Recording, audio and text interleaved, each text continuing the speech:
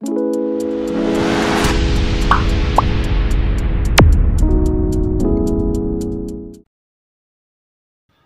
कोरोनाचं नवीन व्हेरिएंट येण्याची भीती वर्तवण्यात येत असल्याने इतर जिल्ह्यात कोरोनाला रोखण्यासाठी विविध उपाययोजना राबवत आहेत. मात्र बुलढाण्यात कोरोना रुग्णांसाठी राखीव ठेवण्यात आलेल्या 100 बेडच्या रुग्णालयात पूर्णपणे धक्कादायक परिस्थिती पाहायला मिळत आहे. या ठिकाणी खुलेआम दारूच्या पार्ट्या केल्या जात आहेत. सिगारेटची पाकिटे, पत्ते सापडल्याचे धक्कादायक चित्र समोर आले.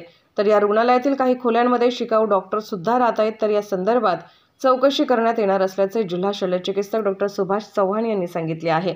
त्यामुळे या ठिकाणी पार्ट्या करणाऱ्या लोकांवर रुग्णालय प्रशासन काय कारवाई करणार याकडे सर्वांचे लक्ष आहे. जिल्हा श्री रुग्णालयात एक दारू पार्टी झाल्याचं धक्कादायक प्रकार उघडकीस आला आहे. काय सांगता? त्या संदर्भामध्ये डॉक्टर पाटील आम्ही त्या रुग्णालयाचे प्रभारी वैद्यकीय अधीक्षकाची नेमणूक केलेली आहे. त्यांना मी आदेशित करून सर्व त्या प्रकाराची चौकशी करून अहवाल सादर करण्यास सांगितलेला आहे.